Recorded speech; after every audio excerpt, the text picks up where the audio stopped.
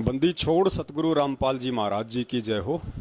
परमपिता परमेश्वर जी की आप सभी प्यारी आत्माओं को मुझ पवन दास का सतसाहिब। पुण्यात्माओं, दया परमपिता परमेश्वर सतगुरु रामपाल जी महाराज जी की, जिनके आशीर्वाद से एक बार पुनः लाइव साध संगति के माध्यम से हम सभी सत्सेवक भाई बहन परमपिता परमेश्वर जी की महिमा का गुणगान करने के लिए सोशल मीडिया पर आमने सामने हैं। ये इस कलयुग की बिचली पीढ़ी में सतगुरुदेव जी के अपने सत्संगों के अलावा साध संगति के रूप में दूसरी सबसे बड़ी दया है, क्योंकि साध संगति हमें परमपिता परमेश्वर जी के सत्संगों के ऊपर टिकने के लिए, उनके वचनों के ऊपर चलने के लिए और भक्ति मार्ग पर दृढ़ता के लिए बहुत ही जरूरी है। तो गुरुदेव ने दया करी आप और हम सभी के ऊपर, जो साध संगति का प्रोग्राम शुरू करवाया और साध संगति के प्रोग्राम से जुड़ के सभी भाई बहन, परमेश्वर ने 8 सितंबर 1951 को गांव धनाना, जिला सोनीपत, हरियाणा की पावन भूमि पर प्रकट होके और फिर अपनी वाणी अनुसार कि जब आवे 5505 तब ये वचन मेरा होगा साचा, वो 5505 वर्ष वाणी अनुसार परमेश्वर के सन 1997 में कंप्लीट होते हैं।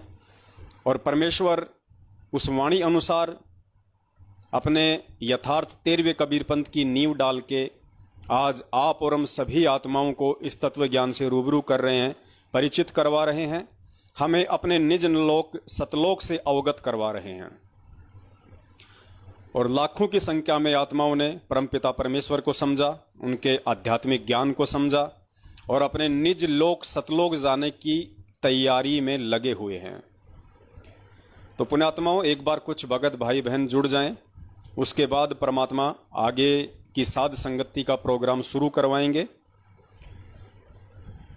क्योंकि लाइव शुरू होने के बाद जैसे कोई भगत जुड़ता है तो उसको वहीं से सुनाई देता है, वहीं से दिखाई देता है। हालांकि बाद में वो वीडियो को डाउनलोड करके देख सकता है शुरू से, लेकिन 2-4 मिनट तक हम थोड़ा इंतज़ार करते हैं, तब तक परमेश्वर की कुछ और आत्माएं जुड़ जाती हैं। और आप सभी को पता है 8 सितंबर को परमपिता परमेश्वर सतगुरु रामपाल जी महाराज जी का प्रकाट्य दिवस है। क्योंकि परमेश्वर 8 सितंबर के दिन सन 1991 में भारतवर्ष की पावन भूमि पर प्रकट हुए हैं और अपने यथार्थ 13वें कबीर पंथ को चलाया है। आप और हम सभी आत्माओं को अपने ज्ञान और विधान से परिचित करवाया है। तो आप और हम सभी आत्माओं के लिए यदि इस विश्व में यदि ऐसा कोई दिन है जो खुशी का दिन होना चाहिए या उस दिन को मनाना चाहिए, तो वो केवल 8 सितंबर का दिन है कि हम नीचों के लिए वो परमात्मा सतलोक से चलकर इस मृत लोक में आए। हम नीचों के लिए वो परमात्मा एक लीला करते हैं, हमें समझाने के लिए परमात्मा तरह तरह की घटनाओं को जन्म देते हैं और हमें समझाने के लिए आज वो परमात्मा हिसार जेल में बैठे हुए हैं कि किस प्रकार से एक सुयोग्य भगत को, एक सतगुरु सेवक को अपने सतगुरु के वचनों के ऊपर दृढ़ रहना है, अपने सतगुरु के प्रत्येक वचन पर विश्वास करते हुए भक्ति मार्ग पर चलना है। जिस प्रकार से 17 फरवरी 1988 को स्वामी रामदेवानंद जी महाराज जी से लीलामय तरीके से नाम दीक्षा लेकर सतगुरु रामपाल जी महाराज जी ने एक सुयोग्य शिष्य होने की भूमिका हमें करके दिखाई और उसी भूमिका के अंतर्गत आज वो परमात्मा हिसार जेल में बैठे हुए हैं और अपने संघर्षशील जीवन को दर्शाते हुए आज आप और हम सभी भाई बहनों के सामने एक उदाहरण पेश कर रहे हैं कि अध्यात्म में आने के बाद और सतगुरु की पहचान होने के बाद चाहे कितनी ही तुम्हारी परीक्षा हो, चाहे कितने ही तुम्हारे ऊपर दुख, तकलीफ, संकट आए, काल तुम्हें किसी भी तरह की घटनाओं को अंजाम देके तोड़ने की कोशिश करे, अपने सतगुरु के प्रति और इस भक्ति के प्रति तुम्हारे मन में चाहे वो शंकाएं पैदा करें या कोशिश करें, लेकिन तुमने अपने गुरुदेव के ऊपर, अपने परमेश्वर के ऊपर दृढ़ विश्वास बनाए रखना है।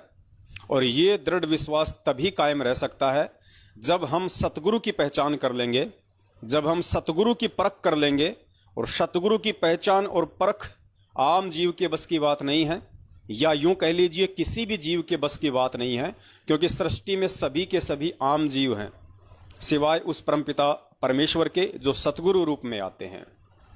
तो उन्हीं के आशीर्वाद से हम उनकी पहचान थोड़ी बहुत कर पाने में सक्षम होते हैं। और जब पहचान हमें हो जाती है कि हाँ ये सतगुरु पूर्ण है, उसके बाद पुण्यात्माओं सिर धड़की बाजी लगाने का ये भक्ति मार्ग है। उसके बाद हमने सतगुरु के प्रत्येक वचन पर मंसूर जी की तरह, मीरा जी की तरह, धन्ना जी की तरह दृढ़ होकर चलना है, चाहे कितने ही संकट और परेशानियों का सामना क्यों ना करना पड़े। फिर अंत में जीत परमात्मा उन्हीं आत्माओं की करवाता है। तो दया परमपिता परमेश्वर जी की, और हम कोशिश करेंगे कि 8 सितंबर सतगुरु प्रकट दिवस तक हम ज़्यादा से ज़्यादा लाइव आएँ, और 8 सितंबर तक हम ज़्यादा से ज़्यादा उन सभी प्रमाणों को, उन सबूतों को भगत समाज के सामने रखने का प्रयास करें, जिससे ये और अधिक साबित हो सके, प्रमाणित हो सके कि हाँ 8 सितंबर 1951 से सतगुरु रामपाल जी महाराज जी के चोले में स्वयं वो कबीर परमात्मा ही धरती पे प्रकट हैं। कई भाई बहनों को शंका होती है कि उस परमात्मा का नाम तो कबीर है और उसका तो कलयुग में यही नाम चलेगा। तो भाई हमने भी कभी उस परमात्मा के नाम को छेड़ने की कोशिश नहीं की है, और ना ही हमने ये कहा है कि भाई इस कलयुग में कबीर नाम नहीं चलेगा। बिल्कुल चलेगा, क्योंकि ये परमेश्वर का वास्तविक नाम है, ये परमेश्वर का वैदिक नाम है, ये परमेश्वर का शास्त्रिक ज्ञान है। क्योंकि शास्त्रों में वर्णित है, वेदों में यही नाम वर्णित है, तो परमेश्वर का तो यही नाम रहेगा। लेकिन जिस प्रकार वही परमेश्वर कबीर साहेब आज सतगुरु रामपाल जी महाराज जी के चोले में आए हुए हैं, और जिस प्रकार से हमें सतगुरु रामपाल जी महाराज जी वाला जो रूप है उसी से हमें अधिक प्रेम है, हमें अधिक प्यार है, उसी रूप में हमारी श्रद्धा है, उसी रूप में हमारी दृढ़ता है। ठीक इसी प्रकार नाम तो परमेश्वर का कबीर ही है और कबीर ही रहेगा। लेकिन जो सतगुरु भगत होता है, उस भगत के लिए उस कबीर नाम से ज्यादा महत्व उसके सतगुरु का नाम होता है, क्योंकि बेड़ा पार वक्त गुरु से होता है, और वक्त गुरु आके जो नाम देता है उस नाम से बेड़ा पार होता है। तो हमने कभी भी परमेश्वर जी के नाम का विरोध नहीं किया है, ना हम करने की हिम्मत कर सकते और ना हमारी औकात है। ये तो उन भाई बहनों की व्यर्थ की चिंता है जो सतगुरु को ना पहचान पाने के चलते, और हम सत्सेवकों से थोड़ी बहुत ईर्ष्या रखते हैं, तो मन में इस तरह की खरपतवार उनके आती रहती हैं। फिर वो कहते हैं कि भैया तुम कबीर प्रकट दिवस क्यों नहीं मनाते 8 सितंबर को? गुरुजी भी तो कबीर हैं। तो भाई हमने तो मना किया नहीं कि 8 सितंबर को कबीर जी का प्रकट दिवस नहीं हो सकता। हम तो ये कहते हैं कि कबीर जी का असली प्रकट दिवस ही 8 सितंबर है। अब आप चाहे उसको सतगुरु प्रकट दिवस कह लीजिए, आप चाहे उसको कबीर प्रकट दिवस कह लीजिए, बात एक ही है। क्योंकि हमने केवल 650 साल पहले वाली या उससे पहले परमात्मा जिन जिन अवतारों में आए हैं, जिन जिन रूपों में आए हैं, वो फोटो हमारे किसी काम की नहीं है। आज से पहले परमेश्वर के जितने भी स्वरूप हैं, एक वर्तमान संत रामपाल जी महाराज वाले स्वरूप को छोड़ के, उनके अलावा उनका कोई भी स्वरूप, कोई भी फोटो हमारे किसी काम की नहीं है। तो हमने तो केवल फोटो को रिजेक्ट किया है कि वो फोटोएं हमारे किसी काम की नहीं है। और वो जो फोटो हैं, जैसा हम देखते हैं दाढ़ी मूछ वाला रूप, उस रूप को तो काल भगवान ने मांग रखा है। यानी उस रूप में तो वो कभी भी आके किसी भी जीव को भ्रमित कर सकता है। ये उसके पास में पावर है, उसने वरदान लिया हुआ है। आपको पिछले वीडियो में परमात्मा का वो सत्संग भी सुनाया था, आज भी सुना देंगे यदि टॉपिक आया तो दया परमात्मा की। तो 8 सितंबर को चाहे आप सतगुरु प्रगट दिवस कह लीजिए, चाहे उसको कबीर प्रगट दिवस कह लीजिए, बात एक ही है। ये तो खाली सोच का फर्क है। तो पुण्यात्माओं, अब हो क्या रहा है कि सतलोक आश्रम मैनेजमेंट हरियाणा भी अपनी पिछले वर्ष की जो करनी थी, कौन सी करनी? इन्होंने जो 8 सितंबर को सतगुरु रामपाल जी महाराज जी का जन्म दिवस मनाया था, सरेआम इन्होंने पीले पर्चे संगत में डाले थे, ऑडियो संगत में डाली थी, और बाकायदा इन्होंने 8 सितंबर के दिन 2 या 3 घंटे का एक सत्संग भी चलाया था साधना टीवी चैनल पे, दिन के 9 से 12 बजे तक, और सभी भगत भाई बहनों से उस अविनाशी परमात्मा का जन्मदिन मनवाया था, जन्म दिवस मनवाया था। तो 1 साल होने को आ रहा है।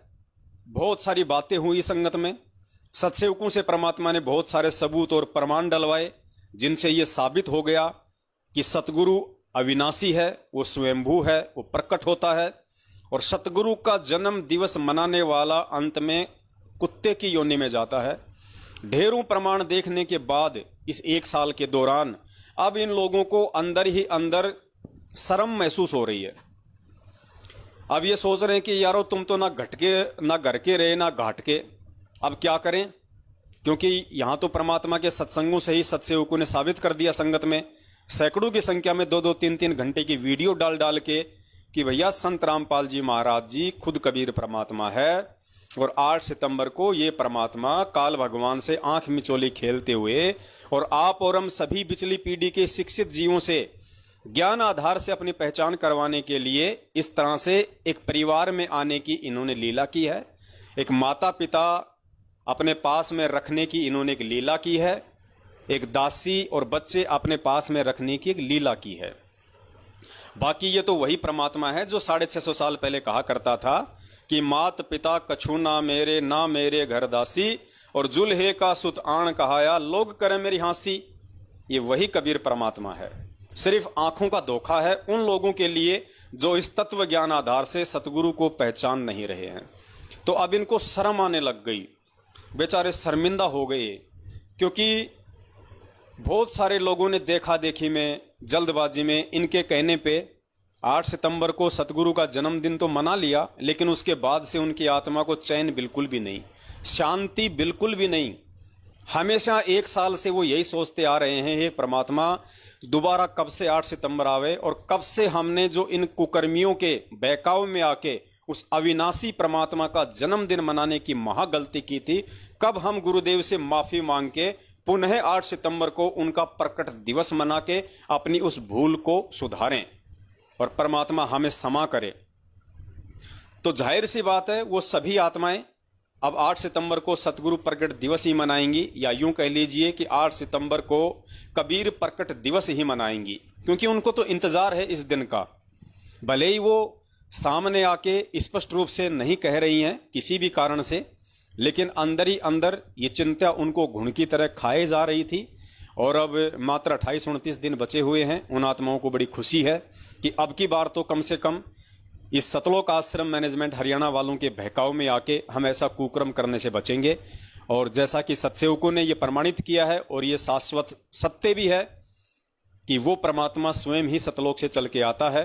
वो परमात्मा स्वयं ही एक भगत की भूमिका करता है, स्वयं ही परमात्मा सतगुरु की भूमिका करता है, तत्वदर्शी संत की भूमिका करता है, और अपने द्वारा रची गई सृष्टि को वो कबीर परमेश्वर स्वयं ही भिन्न भिन्न रूपों में आके यहाँ पे प्रचारित करता है, लोगों को समझाता है। क्योंकि वैसे भी परमात्मा सृष्टि रचना में कहते हैं कि समर्थ का काम उसी को साजे, और करे तो डूंडा बाजे। डूंडा यानी मूर्ख बाजे। समर्थ का काम कोई जीव नहीं कर सकता है, 21 ब्रह्मांड का स्वामी नहीं कर सकता। आप और हम जैसे 2 कौड़ी के जीवों की तो औकात क्या है। लेकिन इतनी सी राहत वो परमात्मा अपने बच्चों के अच्छे कर्म बनाने के लिए जरूर दे देता है, सेवा के रूप में, कि करे करावे साइया मन में लहर उठाव, दादू सिर दरजीव के आप बगल हो जाए। दादू जी ने कहा था कि वो परमात्मा अपने भगत के, अपने बच्चों के शुभ कर्म बनवाने के लिए और अपनी रजा से, अपनी तरफ से प्रेरणा करके उनसे कुछ ऐसे अच्छे और शुभ कर्म करवा देता है जिससे उन पुण्यात्माओं के अच्छे कर्म बनते हैं। तो पुण्यात्माओं, काफी संख्या में भगत भाई बहन जुड़ रहे हैं, दया परमेश्वर की। तो अब हम शुरू करते हैं आज का लाइव साध संगति का ये प्रोग्राम। और शुरुआत हमारी यहीं से है कि अब इनको शर्म आने लग गई है बहुत बुरी तरीके से। और अब की बार सतलोक आश्रम मैनेजमेंट हरियाणा की इस कमेटी ने अपने सभी स्टेट कोऑर्डिनेटर और अन्य जितने भी महापुरुष हैं, जो पहुंची हुई हस्तियां हैं, उन सभी ने मिलकर एक मीटिंग की है।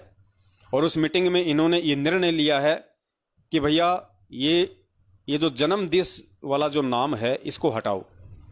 अगर ये जन्म दिवस या जन्मदिन वाला नाम नहीं हटाया तो आने वाले समय में जो पीढ़ियां हैं वो धिक्कारेंगी हमें, और हम तो चलो मर जाएंगे, शरीर छोड़ जाएंगे, लेकिन हमारे जो बच्चे होंगे उनको लोग बोलने नहीं देंगे कि देख तेरे दादा के कुकर्म, देख तेरे बाप के कुकर्म, इतने साल तक गुरुजी की शरण में रहा और उन्हें समझ नहीं पाया, जन्मदिन मना दिया भगवान का।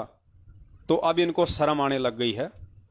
और अब की बार ये 8 सितंबर को जो पोस्टर बनाएंगे, संगत में जो प्रचारित करेंगे, वीडियो बनाएंगे, पंपलेट बनाएंगे, तो इन्होंने डिसीजन लिया है कि भैया अगर बची खुची अगर इज्जत रखनी है तो अब की बार जन्मदिन या जन्म दिवस की जगह सतगुरु अवतरण दिवस रखो। प्रकट दिवस तो हम नहीं मनाएंगे क्योंकि हम काल के एजेंट हैं, हम उनको प्रकट हुआ तो नहीं मानेंगे, लेकिन हम उनका अवतरण दिवस मनाएंगे। अवतरण दिवस तो पुण्यात्माओं, थोड़ा सा हम इस अवतरण दिवस पे भी इनकी धोती सी धोएंगे ताकि अगली बार ये अवतरण दिवस को भी छोड़ के प्रकट दिवस पे ही आ जाएं। तो पुण्यात्माओं, अब मेरा इन तमाम सतलोक आश्रम मैनेजमेंट हरियाणा वालों से एक छोटा सा सवाल है, और मैं उम्मीद करूंगा कि इनका कोई भी जो गणमान्य महापुरुष है वो इस लाइव साध संगति के वीडियो के बाद जरूर मेरे इस सवाल का जवाब देगा जो मैं सार्वजनिक तौर पे इनसे पूछ रहा हूं। पिछली बार भी इन्होंने थोड़े बहुत पोस्टर बनाए थे जिनमें लिखा था इन्होंने अवतरण दिवस, अवतरण दिवस। अब पुण्यात्माओं, अवतरण दिवस क्या होता है? अवतरण दिवस कह लीजिए या फिर अवतार कह लीजिए, बात एक ही है। तो गुरुजी ने हमें जो अवतार की जो परिभाषा बताई है वो परिभाषा ये बताई कि ऊपर के लोकों से जो आत्माएं आती हैं उनको कहते हैं अवतार।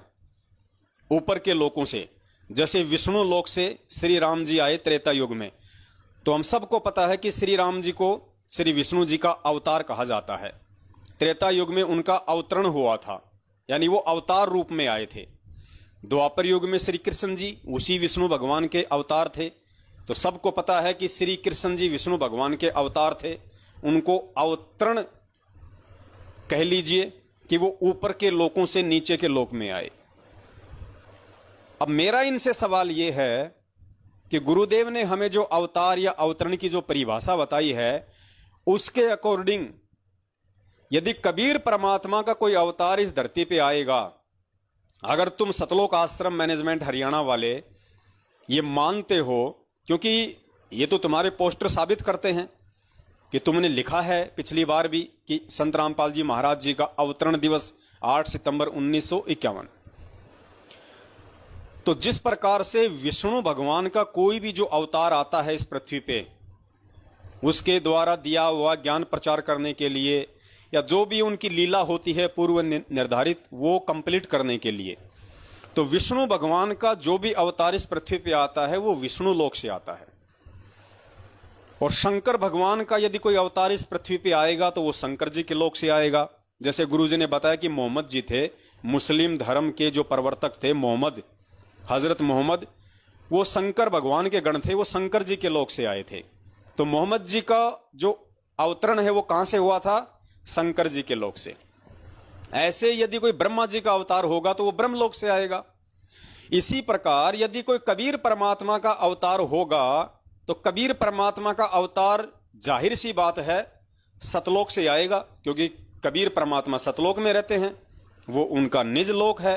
तो कबीर परमात्मा का यदि धरती पे कोई अवतार आएगा, और तुम संत रामपाल जी महाराज जी को परमात्मा तो नहीं मानते, लेकिन तुम बार बार इस बात का जिक्र करते हो कि संत रामपाल जी महाराज उस कबीर परमात्मा के अवतार हैं। संत रामपाल जी महाराज जी को उस कबीर परमात्मा ने भेजा है अपना संत बना के, अपना प्रतिनिधि बना के। तो जाहिर सी बात है इस बात को दुनिया में कोई काट नहीं सकता, और ना ही तुम लोग इस बात को काट सकते कि यदि संत रामपाल जी महाराज तुम लोगों के अनुसार कबीर परमेश्वर के अवतार हैं, तो जाहिर सी बात है कबीर परमेश्वर का अवतार सतलोक से आएगा, उस कबीर लोक से आएगा। अब मेरा सबसे बड़ा सवाल यह है पुण्यात्माओं, अगर संत रामपाल जी महाराज जी को तुम कबीर भगवान का अवतार भी मानते हो, और यह सत्य है कि कबीर जी का अवतार वो कबीर लोक से आएगा, सतलोक से आएगा, तो सतलोक से कौन आत्मा आएगी? सतलोक से वही आत्मा आएगी जो आत्मा इस मृत्यु लोक के जन्म और मरण के इस दीर्घ रोग से मुक्त होके सतलोक में जा चुकी है। जिस आत्मा का इस पृथ्वी लोक से और इस पृथ्वी लोक के प्राणियों से किसी प्रकार का कोई कनेक्शन नहीं, जिसका इस पृथ्वी लोक पे किसी प्रकार का कोई ऋण शेष नहीं, क्योंकि सतलोक तो वही आत्मा जा सकती है जब तक वो आत्मा 21 ब्रह्मांड तक का और 7 संख्य ब्रह्मांड का जो स्वामी है अक्षर पुरुष, जब तक उन सभी का वो ऋण चुकता नहीं कर देगी तब तक वो आत्मा सतलोक में जा नहीं सकती। तो अगर संत रामपाल जी महाराज यदि कबीर जी के अवतार हैं तो जाहिर सी बात है वो सतलोक से पृथ्वीलोक पे आए 8 सितंबर 1951 को, और सतलोक से आए हैं तो इस पृथ्वीलोक से उनका कोई ऋण नहीं, उनका कोई लेन देन नहीं, वो तो खाली कबीर परमात्मा के दास बन के आए, वो तो खाली कबीर परमात्मा के प्रतिनिधि बन के आए हैं, उनका नाम लेके आए हैं, उनकी शब्द शक्ति लेके आए हैं, वो तो उनके आदेश से उनका काम पूरा करने के लिए आए। तो संत रामपाल जी महाराज जी का तो पृथ्वीलोक पे किसी प्रकार का कोई ऋण है ही नहीं। तो मेरा सवाल तुम लोगों से यह है कि यदि संत रामपाल जी महाराज जी को तुम कबीर जी का अवतार मानते हो और कबीर जी का अवतार सतलोक से आएगा और सतलोक से जो प्राणी यहां आएगा उस परमात्मा का संदेशा लेके, तो इस लोक से उसका किसी प्रकार का कोई ऋण नहीं है, तो फिर वो संत रामपाल जी महाराज गांव धनाना जिला सोनीपत हरियाणा में भगतमती इंद्रो माई के गर्भ से जन्म क्यों लेगा? उनके पेट में 9 महीने वो कष्ट क्यों उठाएगा? उनके पेट में 9 महीने ऊपर को पैर नीचे को सिर वो नरक क्यों भोगेगा? क्योंकि सतलोक से जो आत्मा आएगी उस आत्मा का इस पृथ्वी लोक पे कोई ऋण नहीं होता है। तो इंद्रो माई से संत रामपाल जी महाराज जी का ऐसा कौन सा ऋण था, ऐसा कौन सा वो कर्जा शेष रह गया था जो संत रामपाल जी महाराज जी उस ऋण को चुकाने के लिए, उस कर्जे को चुकाने के लिए इंद्रो माई के गर्भ में आएंगे और 9 महीने वो कष्ट उठाएंगे। क्योंकि सतलोक से जो आत्मा आएगी यदि उस परमात्मा का प्रतिनिधि भी बनके, उस परमात्मा के अवतार रूप में यदि कोई आत्मा भी आएगी, तो पुण्यात्माओं फिर हमें यह जवाब दे दो कि उस आत्मा का इंद्रो माई से क्या ऋण था, क्या संबंध था? वो मुक्त हो चुकी आत्मा खाली अपने परमेश्वर का आदेश लेके इस लोक पे आएगी, तो उसका इंद्रो माई से क्या संबंध था? कौन सा ऋण बाकी था, कौन सा वो कर्जा बाकी था? और यदि कोई कर्जा बाकी था तो संत रामपाल जी महाराज जी की आत्मा फिर मुक्त कैसे हो गई? तो पुण्यात्माओं ये सतलोक आश्रम मैनेजमेंट वाले हर पॉइंट पे फेल हैं। ये भी साबित नहीं कर सकते कि संत रामपाल जी महाराज कबीर जी के अवतार हैं। अगर अवतार हैं तो साबित करो इंद्रो माई के गर्भ में क्यों आएगा अवतार? अवतार इंद्रो माई के गर्भ में क्यों आएगा? अरे जो केशव बंजारा था वो कबीर जी का अवतार था, वो कबीर जी ही थे जो स्वयं एक लीला करते हुए दूसरे रूप में सतलोक से नीचे उतरे थे। तो क्या वो केशव बंजारा किसी मां के गर्भ से जन्म लेके आया था उस समय? केशव बंजारा क्या किसी मां के गर्भ से जन्म लेके आया था काशी में भंडारा करने के लिए? और वो जो 9 लाख जो आत्माएं थी, जो परमात्मा कहते हैं ना कि 9 लाख बोडी भरी विशंबर दिया कबीर भंडारा, गुरुजी ने क्या बताया कि कबीर परमेश्वर ने अपना दूसरा रूप बनाया केशव बंजारे का, तुरंत वो सतलोक में पहुंचे, वहां से 9 लाख आत्माओं को बैल बनाया, क्योंकि उस समय इस पृथ्वी लोक पे ट्रांसपोर्ट का साधन केवल बैल था। अगर उस समय एक ट्रक होते तो परमात्मा उनको बैल नहीं बनाते, परमात्मा तुरंत ट्रक बना लेते अपने आप ही अपने शब्द से और सामान लाद के वापस ले आते। तो उस समय ट्रांसपोर्टेशन का कोई साधन था नहीं, केवल बैलगाड़ियों से या बैलों से होता था।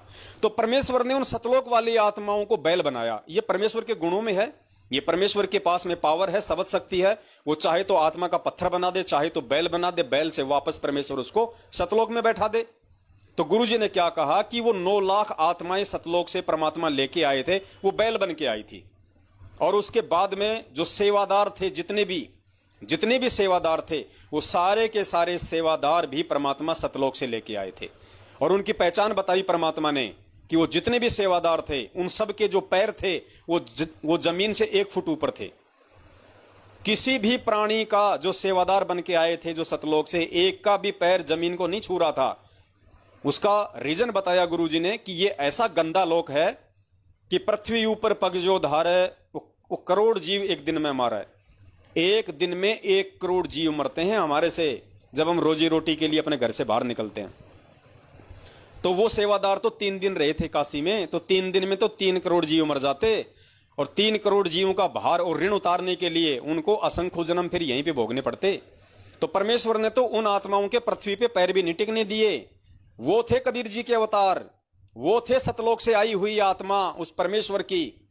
तो पुण्यात्माओं, जब वो 9 लाख बैल वो किसी गाय के गर्भ से जन्म लेके नहीं आए, वो जितने भी हजारों की संख्या में सेवादार लेके आए थे परमात्मा 650 साल पहले सतलोक से, कोई भी सेवादार किसी मां के गर्भ से जन्म लेके नहीं आया।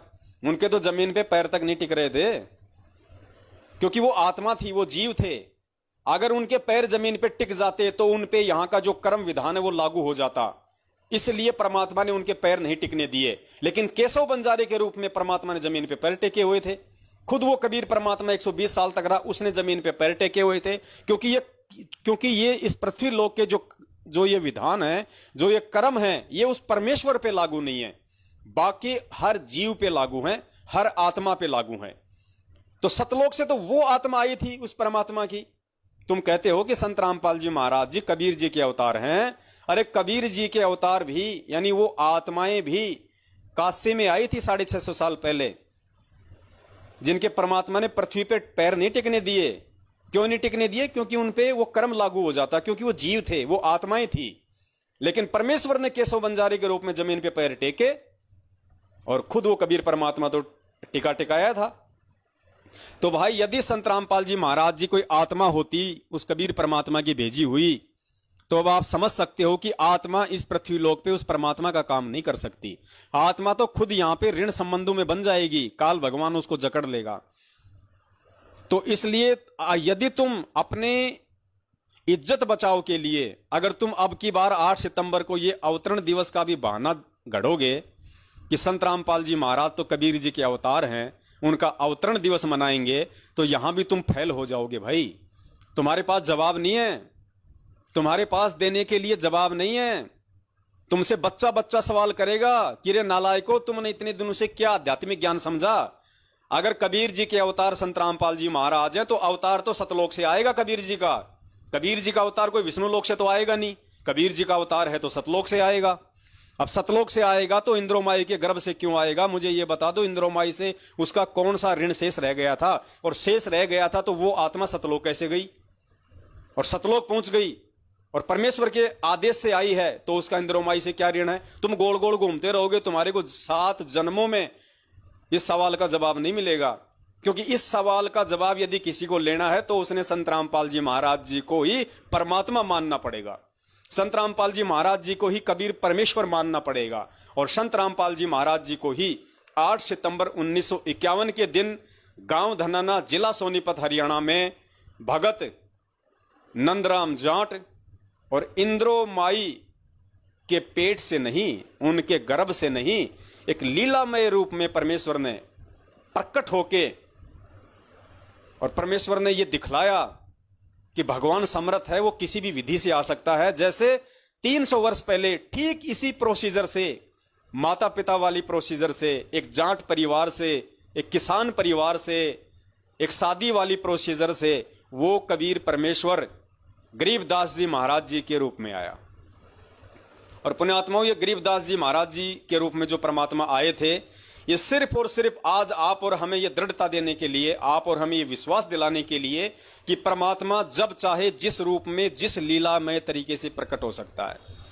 वो समर्थ है, वो कुछ भी कर सकता है, लेकिन उसके प्रकट होने की लीला को केवल उसके अपने जो हीरे मोती लाल हैं वही समझ पाएंगे, जिनके लिए वो परमात्मा इस पृथ्वी लोक पे आता है। तो पुण्यात्माओं, अब की बार जो ये नया नाटक शुरू करेंगे अवतरण दिवस वाला, तो आप लोग सवाल पे सवाल करना इनके कोऑर्डिनेटरों से, नामदान संचालकों से और स्वयं इन लोगों से कि भैया साबित करो कि संत रामपाल जी महाराज कबीर जी के अवतार हैं। पहली बात तो ये कि उस कबीर जी ने आज से पहले कौन सा अवतार भेजा, उसका नाम बता दो। अगर कभी भी परमात्मा ने अपना कोई अवतार भेजा हो तो आज से पहले, अगर नहीं भेजा है तो आज क्यों भेजेंगे परमात्मा? और आज अगर संत रामपाल जी महाराज जी को भेजा है तो भाई वो मां के गर्भ में क्यों आएगा? और मां के गर्भ में आया है तो वो तो जेर में लिपटा हुआ है, वो तो गंदगी में लिपट के आया हुआ है।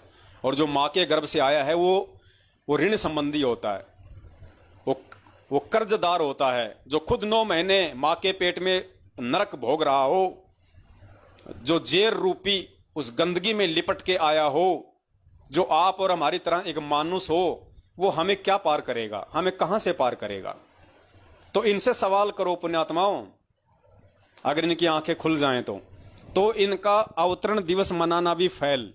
लेकिन क्या करे बेचारे, शर्म के मारे मनाएंगे, इनके पास कोई चारा नहीं है। देखो, पिछली बार मनाया जन्मदिन, अब की बार मनाया अवतरण दिन, और देख लेना अगली बार मनाएंगे ये प्रकट दिन, क्योंकि इनके पास कोई जगह नहीं रहेगी अपना मुंह छुपाने के लिए। अगली बार तो इतनी दया कर देंगे परमात्मा, संगत पूरी उल्ट जाएगी। क्योंकि अभी काफी संख्या में लोग आत्मिक रूप से हम सत्सेवकों के साथ हो चुके हैं, परमेश्वर के ज्ञान आधार से विचार करने लगे हैं। थोड़ी सी हिम्मत वो आत्मा नहीं कर पा रही है, क्योंकि मेरे पास तो फोन आते हैं, लोगों के रिएक्शन आते हैं। दास को अच्छे से पता है, पूरे के पूरे जो ग्रुप है वो तैयार बैठे हैं। जयपुर का दास आपको बता देता है, जयपुर में जितने भी भगत हैं 90% भगत मैनेजमेंट के खिलाफ हैं, क्योंकि मैं जयपुर से हूं, राजस्थान से हूं। तो 90% जो भगत हैं जो जयपुर से, वो मैनेजमेंट के खिलाफ हैं। सिर्फ थोड़ा बहुत उनको भय पता नहीं वो किस चीज का है, किस चीज का उनको वो डर सता रहा है। बाकी उनसे मेरी बातचीत होती रहती है, परमेश्वर की उन पे दया है, वो ज्ञान को समझने लगे हैं, गुरु जी को परमात्मा भी मानने लगे हैं। और वो आत्माएं पता नहीं कौन से दिन का इंतजार कर रही हैं। बाकी उन्होंने आर्थिक रूप से मैनेजमेंट का साथ देना बिल्कुल बंद कर दिया है। थोड़ा बहुत शारीरिक रूप से इनकी पुस्तक सेवाओं में वो लगे हुए हैं। धीरे धीरे परमात्मा दया करेंगे, वो सद्बुद्धि भी उनको देंगे, उनको वो भी समझ आएगी। तो अब हम आगे बढ़ते हैं पुण्यात्माओं, क्योंकि 8 सितंबर आ रहा है, और उससे पहले हम सभी भाई बहनों ने साध संगति के माध्यम से इतना दृढ़ हो जाना है कि भाई धरती पे यदि कोई भगवान है, कोई परमात्मा है, तो केवल संत रामपाल जी महाराज हैं, केवल मेरा सतगुरु है। उनके अलावा और कोई भगवान नहीं, कोई परमात्मा नहीं। और आपको एक छोटा सा इंटरव्यू दिखाते हैं। एक बहन है कोई छत्तीसगढ़ से, उर्वशी साहू, आपने उनका इंटरव्यू सुना होगा। ये लोग डालते रहते हैं, लेकिन वही बात है ना कि मुंह में राम और बगल में छुरी। कहने को तो सभी संत रामपाल जी महाराज जी को परमात्मा बताते हैं, भगवान बताते हैं, लेकिन मानना नहीं, बस जुबान तक सीमित रखो, दिल में मत उतारना कि वो भगवान है। तो देखिए पुण्यात्माओं, इन्हीं का एक इंटरव्यू जो साधना टीवी पे काफी समय से चला हुआ है, 2016 में इस बहन ने नाम लिया था, छत्तीसगढ़ से है। क्योंकि ये पिछले जन्म की परमेश्वर की अच्छी आत्मा है, और खुद इसके सोपन में सतगुरु रामपाल जी महाराज आए, स्वयं वो परमात्मा आए। क्योंकि देखो, जिसकी जैसी आस्था होगी, जिसकी जैसी श्रद्धा होगी, यदि आप उस डाडी मूछ वाली फोटो को ही कबीर भगवान मानेंगे, आप ये मानेंगे कि ये फोटो मेरा उद्धार करेगी, ये फोटो ही भगवान है, तो आपको वो परमात्मा फोटो के रूप में ही दर्शन देगा। वो परमात्मा आपको उसी रूप में दर्शन देगा। और यदि आप अपने गुरु को परमात्मा मान लोगे, तो फिर वो डाडी मूछ वाली फोटो आपके सपन में नहीं आएगी। फिर आपके सतगुरु ही आपके समक्ष आएंगे, आपके विचारों में आएंगे, आपके सामने वो प्रकट भी होंगे अगर जरूरत पड़ी तो, और शौपन में भी वो परमात्मा ही आएगा। तो आप सभी भाई बहनों की दृढ़ता के लिए सिर्फ ये इंटरव्यूज बहन का मैं आपको सुनाने जा रहा हूं, ताकि हमें ये विश्वास हो कि मैनेजमेंट वाले या कोई भी व्यक्ति जो जुड़ा हुआ है उनसे, वो कहता तो उन्हें परमात्मा है, पूर्ण ब्रह्म परमेश्वर है, लेकिन मानता नहीं है। ये सत्सेवकों पे परमेश्वर की मेहर हुई है, जो उनकी करनी और कथनी में कोई अंतर नहीं है। और जब तक इंसान की करनी और कथनी में अंतर रहेगा, तब तक परमात्मा कहते हैं वो कुत्ते की योनि में जाएगा, कि करनी तज कथनी कथ है, अज्ञानी दिन रात, और कुत्ते जो भौंकत फिरे, सुनी सुनाई बात। तो सुनिए इस बहन का इंटरव्यू। जी सत साहिब। क्या नाम है जी आपका? उर्वशी साहू। कहाँ से आए जी आप? ग्राम चीचा, तहसील पाटन, जिला दुर्ग, छत्तीसगढ़ से।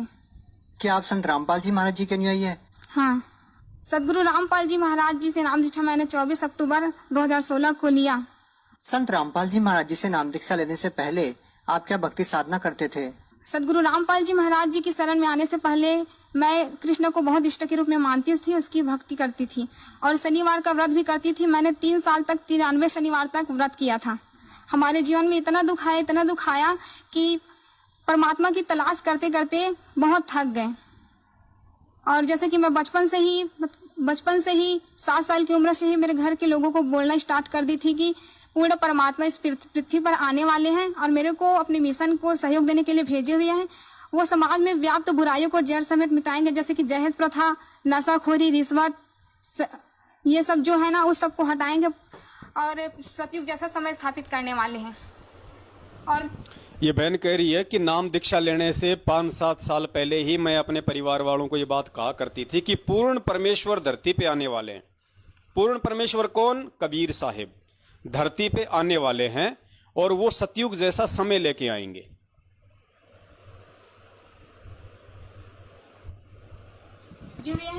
वो समाज में व्याप्त बुराइयों को जड़ समेत मिटाएंगे, जैसे कि दहेज प्रथा, नशाखोरी, रिश्वत, ये सब जो है ना, उस सब को हटाएंगे और सतयुग जैसा समय स्थापित करने वाले हैं।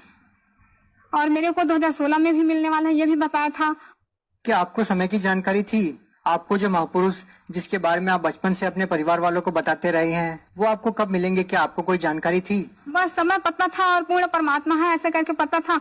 लेकिन हमारे हिंदू धर्म में व्याप्त जो गुरु है ना, वो लोग कृष्ण को ही पूर्ण परमात्मा समझते थे।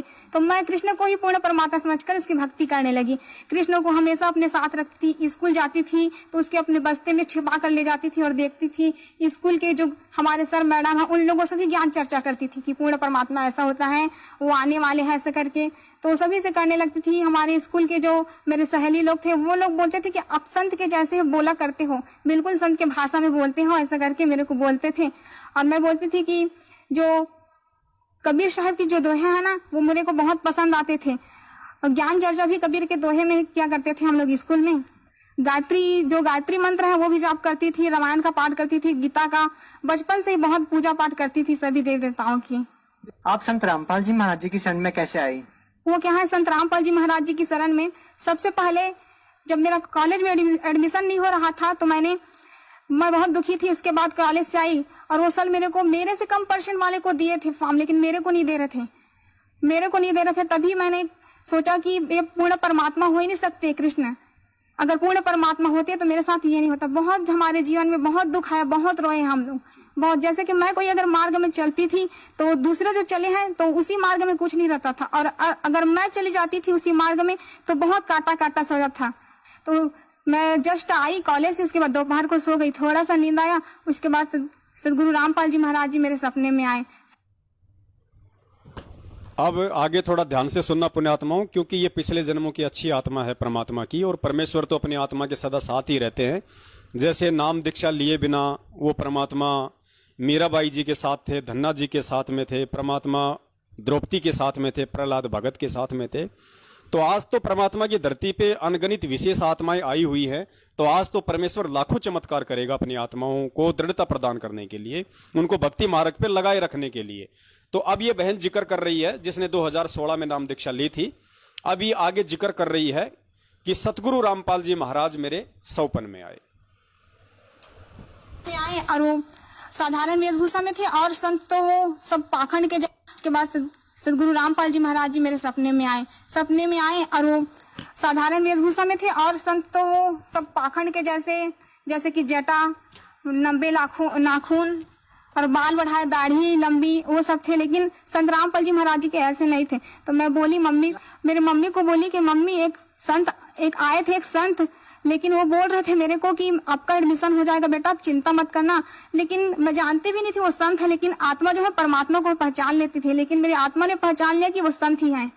उसके बाद मेरी मौसी थी एक, तो वो बोली कि मेरे गुरु जी हैं संत रामपाल जी महाराज जी, आप भी उससे नाम दीक्षा ले लो। तो मैं बोली कि वो आपके गुरु नहीं है, वो तो मेरे भी गुरु हैं, वो तो उससे भी मैं भी नाम दीक्षा लूंगी ऐसे करके।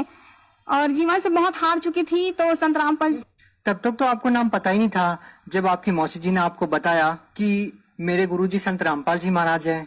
लेकिन तब तक तो आप जानते ही नहीं थे कि ये संत रामपाल जी महाराज जी हैं। तो आपने अपनी मौसी जी से ये कैसे कहा कि ये मेरे भी गुरु हैं? वो क्या है ना कि आत्मा परमात्मा को पहचान सकते हैं, इसी प्रकार मेरी आत्मा ने भी गवाही दिया, तभी मैंने कहा कि ये भी मेरे गुरुदेव हैं। उसके बाद मैंने संत रामपाल जी महाराज जी से नाम दीक्षा लिया। देखिए, जो भी श्रद्धालु संत रामपाल जी महाराज जी से नाम दीक्षा लेता है तो उसको आध्यात्मिक लाभ होते हैं, भौतिक लाभ होते हैं, शारीरिक लाभ होते हैं। आपसे जानना चाहेंगे कि संत रामपाल जी महाराज जी से नाम दीक्षा लेने के बाद आपके जीवन में क्या बदलाव आया, आपको क्या लाभ हुआ? सबसे पहले मेरे को लाभ तो आध्यात्मिक हुआ। मैंने एक दिन परमात्मा से कहा था कि गुरुजी मेरे को इस लोक में रहना नहीं है, मेरे को सतलोक जाना है, मुझे नहीं रहना परमात्मा। तो गुरुजी एक दिन आए सदगुरु रामपाल जी महाराज जी और बोले कि बेटा आपको मैं आज रात को सतलोक ले जाऊंगा ऐसे करके। उसके बाद संत रामपाल जी महाराज जी आए, मेरे हाथ पकड़कर बोले कि चलो जाएंगे सतलोक ऐसे करके, अपनी मम्मी को बता देना बेटा ऐसे करके बोले। तो मम्मी को जस्ट मैं बताई कि मम्मी मैं सतलोक जाने वाली हूँ, आप डरना मत, मेरे को कुछ नहीं होगा, सदगुरु रामपाल जी महाराज जी मेरे साथ है ऐसे करके। क्या उस टाइम पे आपके माता पिता ने या आपके घर वालों ने संत रामपाल जी महाराज जी से नाम दीक्षा ले रखी थी? जी हाँ, संत रामपाल जी महाराज जी से मेरे परिवार वालों ने, मेरी मम्मी ने भी नामदान लिया था। उसके बाद क्या होता है? उसके बाद गुरुजी आए और मेरे हाथ पकड़ कर ले गए। उसके बाद हम लोग पहुंचे काली रंजन के लोग, काली रंजन का लोग जहाँ पर आए वहां पर मैंने कहा कि गुरुजी मेरे को काल से बहुत डर लगता है, मैं नहीं देखूंगी उसको ऐसे करके आंख बंद कर ली। और सदगुरु रामपाल जी महाराज जी ने कहा कि बेटा आप चिंता मत करो, मैं आपके साथ हूँ। उसके बाद हम लोग त्रिकुटी पे आए, त्रिकुटी पे परीक्षा हुआ वहां पर, तो सदगुरु रामपाल जी महाराज जी वहां छुप गए। उसके बाद जो बहुत सारे देवी देवता है ना, अपने अपने लोगों का प्रलोभन लेकर मेरे पास आए। बहुत बाजार जैसा था वहां पर, बहुत सारे प्रलोभन दे रहे थे मेरे को कि आपको ये पद दूंगा ऐसा करके। लेकिन मैंने कहा कि नहीं, मेरे को कुछ भी नहीं चाहिए। बहुत रोई, नहीं मेरे को नहीं चाहिए, मेरे को तो पूर्ण परमात्मा चाहिए, मेरे सदगुरु रामपाल जी महाराज जी चाहिए। उसके बाद सदगुरु रामपाल जी महाराज जी को मैंने बहुत ढूंढा। उसके बाद एक कोने में सदगुरु रामपाल जी महाराज जी मेरे को दिखे। उसके बाद दौड़ते दौड़ते गई और परमात्मा को रोते रोते गले से लगा ली कि गुरु जी आप मेरे को चाहिए, बस दुनिया की कोई चीज नहीं चाहिए, परमात्मा बस मैं आपको चाहती हूँ और कुछ भी नहीं चाहिए मेरे को। उसके बाद सदगुरु रामपाल जी महाराज जी ने मेरे को उठाकर कहा कि बेटा ऐसा ही तो चाहता हूँ, मैं चाहता हूँ कि हर हंस में ऐसा ही गुण हो। सतलोक जाते समय परमात्मा ने मेरे में पूरा शील, संतोष, विवेक, क्षमा, जो सतलोक जाने का जो गुण होता है ना व्यक्ति में, वही पूरा स्थापित कर दिए थे। उसके बाद सदगुरु रामपाल जी महाराज जी ने कहा कि बेटा कोई बात नहीं, मैं ही कबीर परमात्मा पूर्ण भक्ति में वही पूरा स्थापित कर दिए थे। अब आगे ध्यान से सुनना पुण्यात्माओं,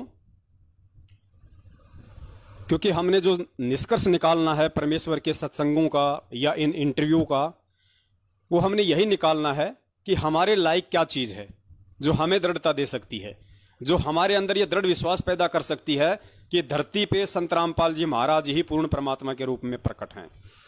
अब इस बहन को संत रामपाल जी महाराज जी जब ऊपर लेके गए और उसके बाद इस बहन से परमात्मा क्या कह रहे हैं, बस इस चीज को आप जी अपने दिलो दिमाग में बैठा लेना।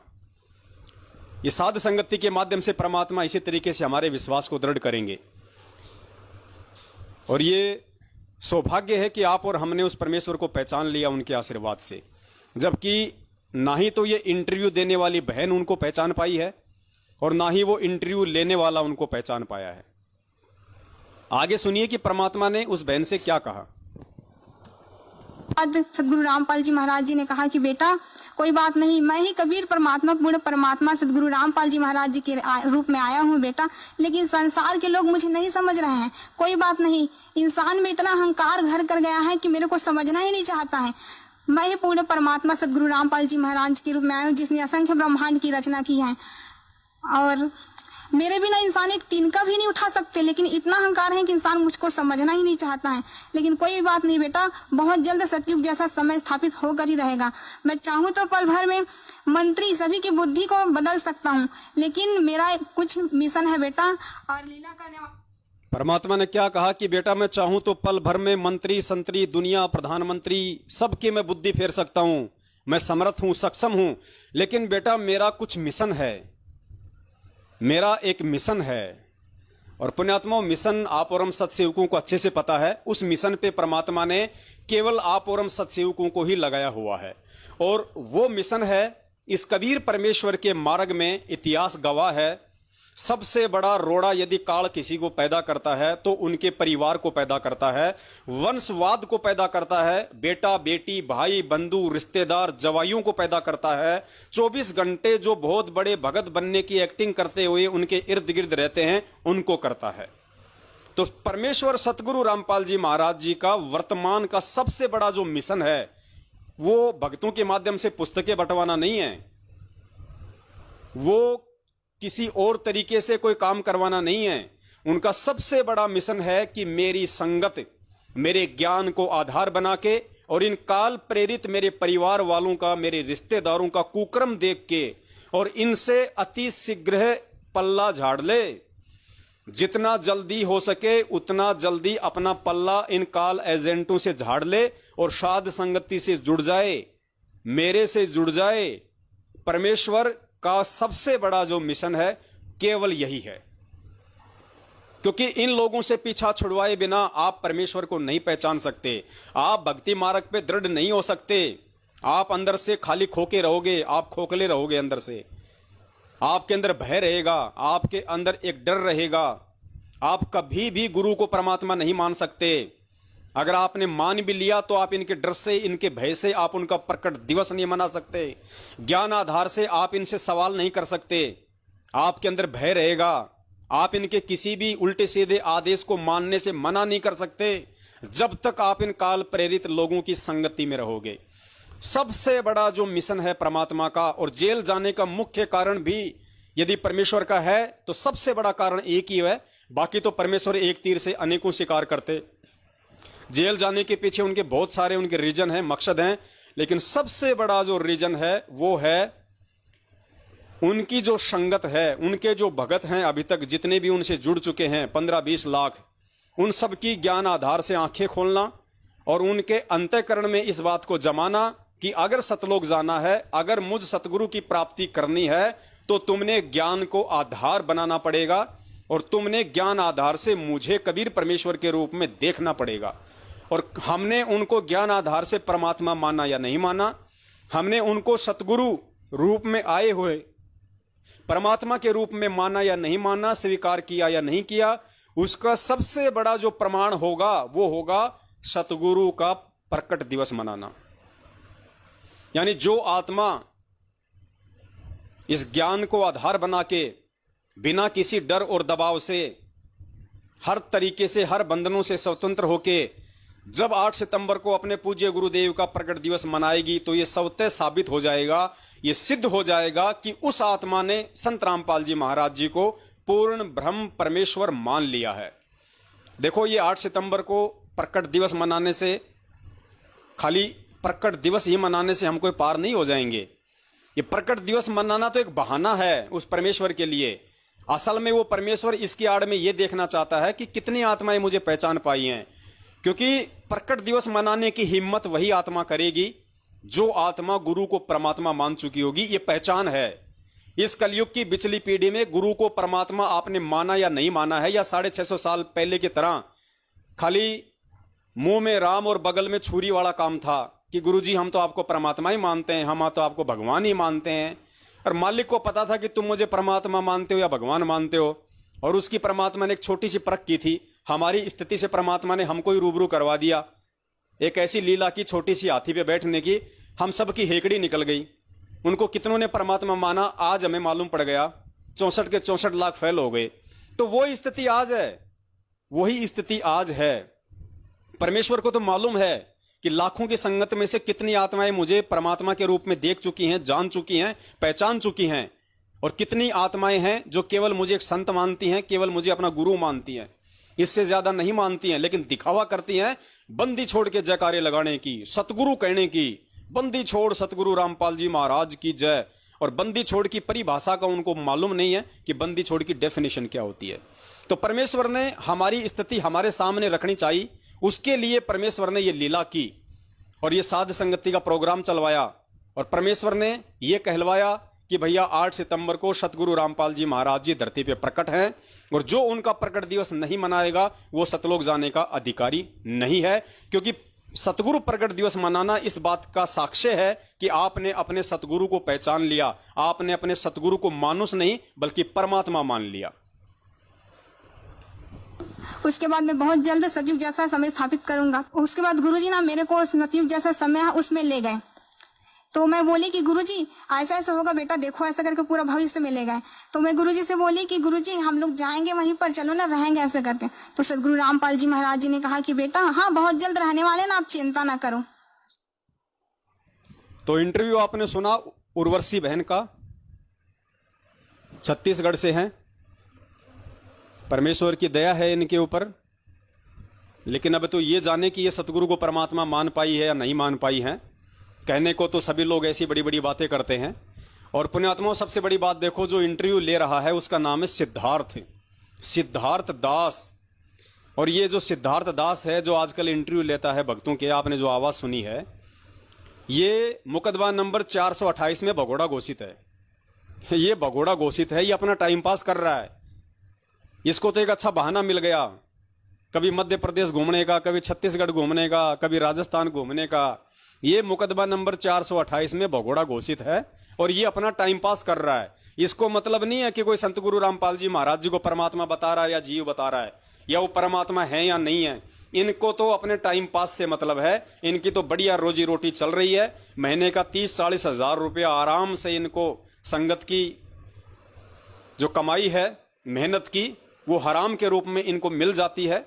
अच्छा खासा इनका धंधा पानी चल रहा है। इससे ज्यादा इनको कोई मतलब नहीं है। अरे इंसान है, सतगुरु का भगत है, सामने तेरी बहन क्या बोल रही है कि खुद संत रामपाल जी महाराज जी कह रहे हैं कि बेटा मैं ही कबीर परमात्मा हूं, पूर्ण ब्रह्म परमेश्वर हूं, और लोग अहंकार के चलते मुझे पहचान नहीं पा रहे। अब वो अहंकार वाला इशारा परमात्मा कहां कर रहा है? वो अहंकार वाला इशारा परमात्मा मैनेजमेंट की तरफ कर रहा है कि ये अहंकार ग्रस्त मान बढ़ाई के भूखे जीव मुझे पहचान नहीं रहे। जीव में इतना अहंकार समा गया। अरे दुनिया के लिए परमात्मा क्या कहेंगे? जिनको नाम दीक्षा दे दी, जो उनके भगत बन गए, आज उनमें इतनी मान बढ़ाई और अहंकार है, तो दुनिया से हम क्या उम्मीद करें कि दुनिया उनको भगवान मान ले? तो ये बहन सामने बोल रही है उसके, गुरुजी कह रहे हैं कि मैं ही कबीर परमात्मा हूं, पूर्ण ब्रह्म परमेश्वर हूं, लोग मुझे पहचान नहीं रहे। धरती पे संत रामपाल जी महाराज जी के रूप में मैं ही आया हुआ हूं। ये आराम से अपना पकड़ के और 10 इंच का पाए पर उसके मुंह की तरफ लगा के, हाँ जी क्या लाभ हुए, क्या लाभ नहीं हुए, फलाना दिखना तिखना। बस इनको टाइम पास से मतलब है। इनको कोई मतलब नहीं है कि वो क्या बोल रही है, मैं क्या पूछ रहा हूं और दुनिया क्या सुन रही है। इनको कोई मतलब नहीं है इन सब बातों से। तो ये सिद्धार्थ दास है, ये भगोड़ा घोषित है मुकदमा नंबर 428 में। ध्यान रखना, ये अपना टाइम पास कर रहा है छुप छुप के। अब देखियो पुण्यात्माओं, 650 साल पहले जो परमेश्वर ने लीला की थी हाथी पे बैठने की, अपनी बेटी को जो नाम दीक्षा ले चुकी थी, पहले जो कर्म से जो गणिका थी वैश्या थी, उसको परमात्मा ने सजा के धजा के हाथी पे बैठाया, रविदास जी को अपना पीलवान बनाया। और परमेश्वर ने एक परीक्षा ली थी। वो परीक्षा क्यों ली थी परमात्मा ने? सिर्फ और सिर्फ आप और हमें अपना आईना दिखाने के लिए कि जो तुम बोलते हो उसको तुम भगवान मानते भी हो क्या? तुम जो मुझे परमात्मा परमात्मा कह रहे हो, क्या तुम मुझे परमात्मा मानते भी हो क्या? तो परमेश्वर ने छोटी सी लीला की, ध्यान से सुनिए।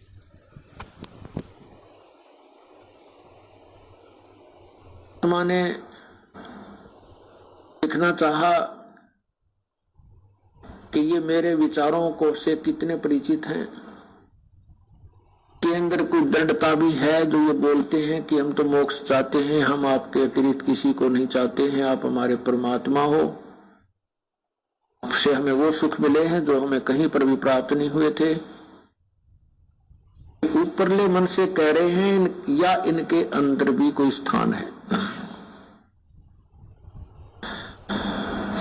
ये परीक्षा लेने के लिए परमात्मा ने, कबीर परमेश्वर ने लीला की थी। क्या परीक्षा लेने के लिए परमात्मा ने लीला की थी? कि ये भोली आत्माएं जो मुझे परमात्मा परमात्मा कहती हैं कि जी हम तो मोक्ष ही चाहते हैं, आप हमारे परमात्मा हो, तो परमेश्वर ने ये देखना चाहा कि ये मुझे ऊपरले मन से ही परमात्मा कहते हैं या इनके अंदर भी कोई जगह है।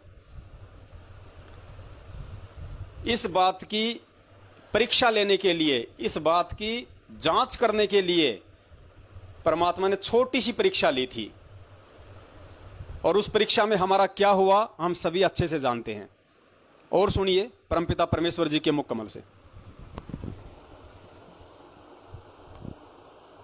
लेकिन उस समय उन पीरों ने, मुल्लाओं और काजियों ने, ब्राह्मणों ने, ऋषियों ने, नकली संतों ने, कबीर अशिक्षित है, ये किसी भी भाषा से परिचित नहीं है, इसलिए ये पुराणों या वेदों या गीता जी के और वेदों के विषय में जो कह रहा है ये बिल्कुल निराधार है। इसलिए हम अनजानों को, क्योंकि हम शिक्षित नहीं थे, उनकी इन बातों को सत्य मान लिया कि सचमुच कबीर जी अशिक्षित हैं, बाकी शक्ति बहुत है इनमें, क्योंकि हमें लाभ हो रहा है, सिद्ध पुरुष है। ऐसे हमने उस भगवान को पहचाना नहीं, और वो हम उनके साथ ज्ञान आधार से नहीं लगे थे, अपने सुख के कारण लगे थे, लाभ के कारण लगे थे, जो संसारिक लाभ ही हम चाह रहे थे, जिस कारण से हम फेल हो गए थे। क्योंकि परमात्मा ने तो मालूम था, परमात्मा को ये मालूम था कि ये भोली आत्मा केवल देखा देखी लग रहे हैं, ज्ञान कति नहीं, इनको मेरे पर विश्वास नहीं है। यही सिद्ध करने के लिए, क्योंकि परमात्मा सत्संग में कहते थे कि तुम सभी केवल स्वार्थ वश लग रहे हो, अपने संसारिक और यहाँ के ही व्यवस्था को मांगने आते हो, तुम परमार्थ नहीं चाहते हो। लेकिन वो भोली आत्मा कहा करती, नहीं जी हम तो मोक्ष ही चाहते हैं, हम तो मोक्ष ही चाहते हैं। तो परमात्मा ने उनको एक पिछोड़ लगाई थी कि सती थी उन्हीं के सामने प्रकट करनी चाहिए थी। तो परमात्मा ने एक पिछोड़ लगाई थी और उन्हीं की जो वास्तविक जो स्थिति थी वो उन्हीं के सामने जाहिर कर दी कि तुम मुझे कितना पहचान पाए हो, और तुम मुझे परमात्मा मानते हो या क्या मानते हो, और तुम मेरे से स्वार्थ के चलते जुड़े हुए हो या मोक्ष के लिए जुड़े हुए हो। तो पुण्यात्माओं, जब भीड़ इकट्ठी हो जाती है तो हर युग में परमात्मा अपने भक्तों की परीक्षा लेता है। तो आज भी भीड़ इकट्ठी हो गई थी बहुत ज्यादा मात्रा में। आश्रम के अंदर जो पुराने भगत थे उन्होंने बहुत सारी गंदगियां भी फैलानी शुरू कर दी थी। माता बहनों के साथ में अनैतिक संबंध भी बनाने लग गए थे। बड़े बड़े अपने आप को जो महापुरुष कहते हैं, जो भगत हैं बड़े बड़े, बहुत सारी इन्होंने ऐसे ऐसे कुकर्म करने शुरू कर दिए थे जिनका जिक्र परमात्मा ने अपने बयानों में कर रखा है। आज भी गुरु जी ने अपने बयानों में उन बातों का जिक्र कर रखा है। जब पुलिस वालों ने पूछा कि आश्रम में ये गलत काम महिलाओं के साथ ये किसने किए, तो गुरुजी ने स्पष्ट रूप से अपने बयान में इस बात का जिक्र कर रखा है कि मैंने नहीं किए। तो पुलिस वालों ने कहा फिर किसने किए, तो गुरुजी ने कहा कि सेवादार और समिति वालों ने। हम 7 साल से झक मरा रहे हैं, हम 7 साल से इनको कह कह के थक गए, 7 साल से हम वीडियो ऑडियो डाल डाल के थक गए कि अगर तुम एक बाप की औलाद हो, और अगर तुम सच्चे हो, और अगर तुम भगत हो, और अगर बरवाला कांड में तुम्हारा किसी प्रकार का कोई दोष नहीं है, और यदि संत रामपाल जी महाराज जी ने 2014 बरवाला कांड के बाद सतलोक आश्रम मैनेजमेंट हरियाणा अपने बेटा बेटी भाई बंधुओं के खिलाफ यदि बयान नहीं दिए, तो तुम गुरुजी के उन बयानों को सार्वजनिक करने से क्यों डर रहे हो? अरे संत रामपाल जी महाराज जी के बयानों की फोटोकॉपी संगत में भेजने से तुम्हें क्यों डर लग रहा है? तुम्हारे क्यों पसीने आ रहे हैं? अरे हमारा बाप है, हमारा गुरु है, कोर्ट में क्या हुआ क्या नहीं हुआ, हमारे गुरुजी ने किसके खिलाफ बयान दिए, हमारे गुरुजी के खिलाफ किसने बयान दिए, ये जानने का प्रत्येक भगत को अधिकार है, क्योंकि वो हमारा बाप है, हमारा पिता है। और पुण्यात्माओं 7 साल हो गई, आप लोगों को कुछ भी नहीं दिखाया इन्होंने, और फिर भी आप इन्हीं की गुलामी कर रहे हो, आप इन्हीं की चापलूसी कर रहे हो, इन्हीं का थूका हुआ चाट रहे हो। अगर ये दूध के धुले होते और बरवाला कांड में अगर इनका कोई दोष नहीं होता, तो ना तो पुण्यात्माओं आज 7 साल से ये कुत्ते की तरह ये भगोड़े बन के घूमते। ये कुत्ते की तरह, परमात्मा कहता है ना, कुत्ता कारण फिरे टूका कारण फिरे कुकरा घर घर 70 घर फिरावे, टूका कारण फिरे कुकरा 70 घर फिरावे। तो ये तो उस कुत्ते से भी बदतर हैं जो रोटी के टुकड़ों के चलते पिछले 7 साल से भगोड़े बन के दर दर भटक रहे हैं। अगर ये सच्चे होते तो ना तो ये भगोड़े बन के घूमते और ना ही पुण्यात्माओं ये गुरुजी के बयानों को सार्वजनिक करने से डरते। आज तक इन्होंने गुरुजी का एक भी बयान संगत में वायरल नहीं किया, ना इनके वकीलों ने किया, क्योंकि सबके सब दोषी हैं, सबके सब ये भ्रष्टाचारी लोग हैं। ये जितने भी वकील कर रखे हैं इन लोगों ने अपने बचाव के लिए कर रखे हैं। अरे बरवाला कांड करवाया मैनेजमेंट ने, महेंद्र भगोड़े ने, वकील कर रखे महेंद्र भगोड़े ने। तो बताओ वो वकील महेंद्र भगोड़े का बचाव करेंगे या गुरुजी का बचाव करेंगे? अगर तुम बिल्ली को दूध की रखवाली के लिए छोड़ोगे तो बिल्ली उसकी रक्षा करेगी या खुद अपना पेट भरेगी? तो संगत को तो ऐसे मूर्ख बना गया 7 साल से। पैसा संगत का, सब कुछ संगत का, वकील कर लिए उन भगोड़ों ने, उन गद्दारों ने जिन्होंने गुरुजी को जेल करवाई, जिन्होंने बरवाला कांड करवाया। और संगत सोच रही है कि वो बिल्ली हमारे दूध की रक्षा करेगी। फुट्टे भाग तुम्हारे 7 साल से चिल्ला रहे हैं, अभी तक समझ में नहीं आई किसी के। अब जब तुम्हारे घुटने टूटने लग रहे हैं ना, जब तुम्हारे घर में ये कहर टूट रहे हैं, अकाल मृत्यु हो रही है, तब तुम्हें सत्सेवकों की बातें याद आ रही हैं। नहीं तुम सत्सेवकों का मुंह भी देखना पसंद नहीं करते। पर चलो ठीक है, परमात्मा कहते हैं समझा है तो सिर दर पांव, बहुर नहीं रहे ऐसा दाव, सुबह का भटका हुआ शाम को घर आ जाए तो भी कोई दिक्कत नहीं है। अभी भी समझ जाओगे तो फायदा है तुम्हारा। तो यहां परमात्मा कह रहे हैं कि उन पुण्यात्माओं को उनकी जो स्थिति थी वो परमात्मा ने दिखाई कि लो भाई तुम मुझे कितना परमात्मा मानते हो, कितना तुम मुझे भगवान मानते हो, और तुम मेरे से अपने लोभ लालच और स्वार्थ के लिए जुड़े हुए थे या मोक्ष के लिए जुड़े हुए थे। तो परमेश्वर ने परीक्षा लेके सबको अपनी औकात याद दिला दी। तो पुण्यात्माओं आज भी तो भीड़ इकट्ठी हो रखी है। आज क्या परमात्मा हमें अपनी औकात याद नहीं दिलाएगा? और परमेश्वर ने बरवाला कांड के बाद औकात याद दिला दी संगत को कि संगत संत रामपाल जी महाराज जी को खाली परमात्मा जुबान से कहती है या हृदय से मानती भी है? सिर्फ जुबान से बोलती है 90% संगत, सिर्फ जुबान से। बंदी छोड़ सतगुरु रामपाल जी महाराज की जय हो, हमारे गुरु जी कबीर जी हैं, हमारे गुरु जी कबीर जी के अवतार हैं, हमारे गुरु जी से हमारा मोक्ष होगा। अरे वो बात तो ठीक है, गुरु जी से ही मोक्ष होगा, लेकिन तुम कितना मान पाए गुरु जी को? ये तुम्हारी परीक्षा 7 साल से चल रही थी। और 2020 में तो परमात्मा ने तुम्हारा नींबू सा निचोड़ के रख दिया जब मैनेजमेंट ने उसी कबीर परमात्मा का जन्मदिन मनवाया और तुम लोगों ने जन्मदिन मनाया। और परमात्मा ने तुम्हारी औकात तुम्हारे सामने लाके रख दी कि देख नालायक, तू मेरे को कहता था कि मेरा गुरुजी कबीर है, मेरा गुरुजी परमात्मा है, मेरा गुरुजी भगवान है, हैं? और नालायक तूने मुझे अपने जैसे मानुष की श्रेणी में लाके खड़ा कर दिया। मेरा जन्मदिन मना के, मुझे मां के पेट से आया हुआ तूने साबित कर दिया मेरा जन्मदिन मना के। अरे नालायको, जन्मदिन तो मैं तुम्हारा ही मनाने के लिए मना करता हूं। गुरुजी के सत्संग सुनना, परमात्मा ने नाम दीक्षा लेने के बाद एक भगत को उसका जन्मदिन मनाने का आदेश नहीं दिया। अगर सतनाम मिल गया हो तो नियम पढ़ लेना।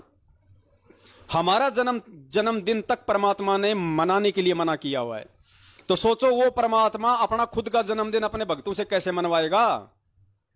पुण्यात्मा, इतना तो विचार किया होता तुम लोगों ने कम से कम वो काल भगवान का पीला पर्चा उसमें लिखे हुए उन अक्षरों को फॉलो करने से पहले कि जो सतगुरु 27 साल से अपने भक्तों को जन्मदिन मनाने के लिए मना कर रहा है, वो खुद अपने भक्तों से अपना जन्मदिन क्यों मनवाएगा?